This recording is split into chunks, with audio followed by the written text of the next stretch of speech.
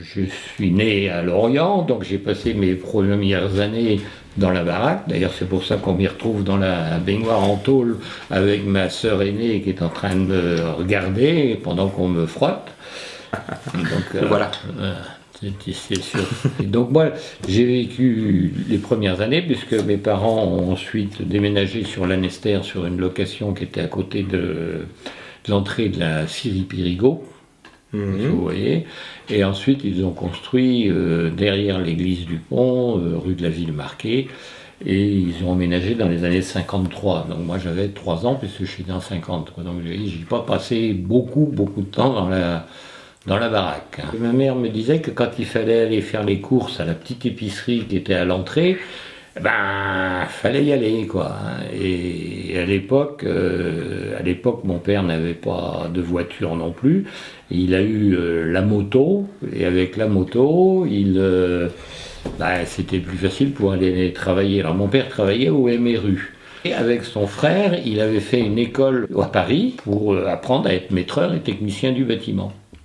C'est là d'ailleurs qu'il a rencontré ma mère et qui se sont mariés ensuite en 47 ou 48, je ne sais plus. Et donc, comme ils étaient bretons, très intéressés par la musique bretonne, la culture bretonne, ça tombait bien. Il y avait une ville qui s'appelait Lorient, qui était relativement plate, et où il y avait besoin de maîtreurs, donc il a travaillé au MRU. Travaillant au MRU, ils ont bénéficié tout de suite d'une baraque à la Cité de Soie, et c'est comme ça qu'ils sont arrivés à Lorient, à la Cité de Soie, et son frère aussi avait une autre baraque, puisqu'ils s'étaient mariés un peu, ils avaient aussi une autre baraque à la Cité de Soie, quoi. Alors moi, la baraque à la Cité de Soie, je ne l'ai jamais vue debout. Je suis allé une fois avec ma mère, je me rappelle au début que j'étais marié, donc ça devait être déjà dans les années 75-76. On avait été descendu en bagnole encore jusque dans le lotissement, et elle m'a dit la baraque c'était là, et en fait on voyait la trace des fondations. Ça c'est mon papa qui jouait de la cornemuse à l'époque et qui était sonneur, mais bon quand on est jeune marié, qu'on a des enfants jeunes, on a un peu moins de temps de faire tout ça, et c'est resté un peu de côté, quoi. Ils ont vécu là. Je me rappelle que mon père un jour s'était rendu compte que dans une mare il y avait un truc rond. Ça c'est une bombe. Donc il avait fait venir les démineurs. Et en fait c'était un morceau de bombe qui était resté là, mais c'était plus une bombe. Comme tout le monde, ils avaient fait un petit bout de jardin pour l'agrément, et puis ils avaient semé ce qu'ils avaient, et ils sont partis en vacances chez mes grands-parents qui habitaient à Angers, et qui louaient une maison, d'ailleurs au bord de la Loire, en face de Saint-Florent-le-Vieil, à La Meilleraie, où on a passé quelques vacances là-bas. Donc ils sont allés en vacances, voir les grands-parents, et puis en revenant, les capucines, elles étaient dehors, mais elles étaient dedans aussi, parce que elles avaient trouvé le chemin pour pousser à l'intérieur, quoi. Et j'ai le témoignage. C'est la surprise que nous avons eue en revenant de vacances passées chez mes beaux-parents durant l'été 48. J'avais semé des capucines le long de la façade de la baraque pour égayer un peu celle-ci. À notre retour, nous avons eu la confirmation de l'étanchéité de notre logement. Les capucines étaient introduites dans notre salle et mesuraient, comme vous pouvez le voir, environ 42 cm bien dressés le long du mur en bois. Habitant rue de la Ville Marquée à Lanester, il y avait encore des baraques au champ de course, dont les baraques, comment ça s'appelle, une petite épicerie Le Neveu, avec les filles qui étaient profs de sport, etc., qui a été longtemps cette baraque-là, pas très loin de là où est le Cyrano, le bar aujourd'hui, juste un peu plus bas, qui a été détruit. J'ai un autre souvenir assez émouvant, on va dire, parce que je me suis trouvé à faire 2 terminales, ayant loupé la première, et la deuxième, j'ai fait une terminale C. Et à l'époque, j'étais à Saint-Louis, et à Saint-Louis, nous avions... C'était le début de la mixité. Ah oui, elle cause, hein. Il y avait 2 filles avec nous, qui venaient, qui étaient en terminale C à l'époque, et c'était quand même les classes bien, on va dire, quoi. Et je me suis rendu compte qu'il y avait une des 2 filles, on voyait rien, on savait rien, elle avait son Solex, et elle habitait avec ses parents dans une petite baraque, vraiment, elle paraissait pas grande, cette petite baraque, qui était en montant après le château du Diable, dans le virage, là où ils ont fait, entre le nouveau pont, qu'ils ont fait le pont autoroutier, et l'autre route qui ramène vers les cinémas, cinévilles et tout ça. Oui. Et cette fille, ça m'a mis, quand j'avais découvert ça, j'étais sidéré, parce que en terminale C, il y avait quand même du boulot. Et elle devait être l'aînée, avec les petits frères, les petites sœurs habitant dans cette petite baraque. J'ai jamais compris comment elle a fait. Et elle a réussi. Et elle avait réussi. Voilà. Tant mieux. Puis il y a des personnes aussi, on a un témoignage comme ça de gens, c'était plus très bien vu, rendu en passé 60, d'habiter en baraque. Et il y a un mariage à Soie sur les cartes des faire-part, elle habitait Château de Soie. Elle habitait pas la cité de Soie, parce que bon, les premiers qui avaient eu la possibilité ou les moyens ou qui étaient sinistrés et qui pouvaient être relogés, étaient relogés. Les gens qui avaient des dommages de guerre ou qui récupéraient des dommages de guerre, parce que des fois les grands-parents, les machins, ils voulaient pas revenir, donc ça redonnait les dommages, ça se revendait dans la famille. Il y avait des bourses aux dommages de guerre. Mais ils arrivaient à placer et ils reconstruisaient. Moi, mes grands-parents, ils sont restés 10 ans, ils ont réussi à partir parce que il y avait un mouvement Castor et qu'ils ont autoconstruit. Sinon, ils seraient restés 30 ans, quoi. Hein. Donc, ils auraient été mis dans un immeuble à Kervé ou un truc comme ça, sans doute. Ils auraient été locataires aisés, mais locataires. Donc, ils ont pu acheter et c'est des générations qu'on finit par bien vivre, mais à partir justement de 70, etc. Une fois réinstallés, quelque part, les salaires suivaient et ça allait.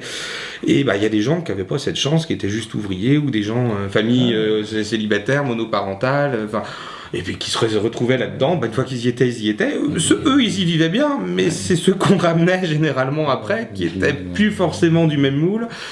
Et c'est le problème des grands ensembles qu'il y a eu dans les années 2000. On a fini par se retrouver avec des endroits où plus personne ne veut aller, alors qu'à l'origine, il y a tout ce qu'il faut. Il y avait le confort. Alors les baraques, il n'y avait pas le confort, mais ils avaient un petit chez-soi, dans la nature, avec des voisins. Puis c'est des gens aussi qui perdaient leurs voisins, ça n'a pas dû être facile. On m'avait dit une fois qu'ils avaient une sensation un peu étrange à l'époque, c'est qu'on avait rasé leur ville, ils n'avaient rien demandé. On reconstruisait leur ville, ils étaient un peu en marge de cette reconstruction, et après on les enlevait des baraques pour les mettre dans des tours, et on leur rasait leur vie une deuxième fois. C'était pas leur ville, leur vie. Et donc, est-ce que vous avez, oui, vous en avez des souvenirs, pas forcément mémoire, mais des souvenirs de la baraque. Je vois que vous avez le lit, vous aviez donné des restes de sacs aussi allemands qui servaient d'alaise et de protection sur les espèces de treillis métalliques qu'il y avait à l'époque dans les lits. Dans les lits, moi c'est mes parents qui avaient acheté, c'est un espèce de lit pliant. Et vous aviez un treillis métallique et pour protéger le matelas, ces grosses toiles servaient et c'est vrai que elles étaient bien sérialisées. C'est ça. Alors les matériaux sont très bons, c'est sans doute des sacs de blé ou de sacs de farine. Et alors il y a une énorme croix gammée avec un aigle dessus. Donc pour l'instant on les a, mais on les a pas encore exposés, c'est un peu délicat. On sait pas encore comment on va faire. Il y a des choses délicates comme ça qu'on peut ressortir. Hein, c'est ça. Mais ça existe. Il faut bien les amener, quoi. Oui, on peut pas. Ça existait et c'est des choses. Donc celles que je vous ai données avaient dû servir pour des cours de maintenant, mais moi, je me souviens pendant des années avoir eu une alaise qui était en fait un sac de farine comme ça, parce que on n'avait pas les alaises comme il y a maintenant, et puis en plus c'est vrai que pour revenir à mes parents, quand ils ont construit en 53 derrière l'église du Pont, moi je me rappelle, un des seuls souvenirs que j'ai de la construction de cette maison, c'est quand ils sont arrivés, ils ont fait le terrassement dans le champ du paysan qui avait son blé. Parce qu'ils comptaient que les maisons n'allaient pas arriver aussi vite que ça, quoi. Mais c'est vrai que mes parents ont tiré la langue, parce que mon père a dit, au tout début, comme ça, il y aurait quelqu'un qui m'aurait redonné le prix de la maison. Vous la prenez, je peux plus. Ils étaient tellement étranglés, quoi. Et à l'époque, ma mère qui était secrétaire, elle avait acheté une machine à écrire, là, avec les barres, là, et ma mère, elle tapait des devis le soir, et des trucs comme ça, pour rajouter un petit peu de beurre dans les épinards, quoi. Et mon père a travaillé un moment jusqu'au MRU, et puis après il est parti en entreprise, parce qu'il n'avait pas apprécié quelque chose, c'est qu'on le note sur sa moralité. Ah. Et il a dit, j'étais bien noté, mais que ce soit des gens Qui me connaissent pas. qui me notent sur ma moralité, alors qu'on savait, avec les baraques, qu'on entendait tout, que ça copulait joyeusement à côté, et que c'était ces personnes-là qui vous notaient, ça, il n'avait pas apprécié du tout. Un petit côté un peu RDA là-dedans. Il n'avait pas apprécié, et donc au bout d'un moment, quand il a eu fini, il devait avoir il avait un temps de remboursement des prix des études. Il était passé sur toutes les entreprises qui ont reconstruit l'Orient, Bianchi, Figaroli, Cheravano, tous ces Italiens qui sont arrivés avec une brouette et une caisse à clous dedans et qui avaient monté l'entreprise Bianchi. Je crois que c'était, quand mon père y était, je crois que c'était 200 personnes. C'était pas rien. C'était pas rien. Ils allaient construire des HLM jusqu'à Nantes. En quoi consistait son travail au MRU? Il allait maîtrer, c'est ça? Ils allaient maîtrer. Maîtrer, essentiellement, maîtrer un peu de suivi de chantier aussi. Ce qui se passait, c'est que vous disiez, moi j'avais une maison là, donc il fallait maîtrer à peu près, savoir combien pouvait valoir votre maison. Donc il fallait déjà faire un maîtré pour estimer le bien que vous aviez perdu. Une fois, les gens n'avaient même plus de photos, n'avaient plus rien. Et derrière, il fallait faire un nouveau bâtiment. Donc il disait qu'il fallait faire un maîtré pour arriver à faire un appel d'offres auprès des entreprises pour savoir comment on fait pour construire, qui va construire, à quel prix, etc.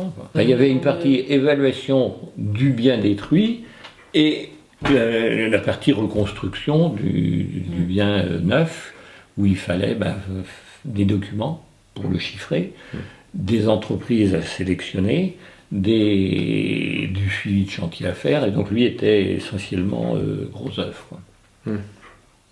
C'est le lit MRU, d'ailleurs c'est encore marqué à l'intérieur, seulement le problème qu'il a, il a été adapté, puisqu'il était beaucoup plus long. Il suffit de regarder la latte ici, qui est la latte d'origine, et il a été coupé pour l'usage d'un enfant adolescent.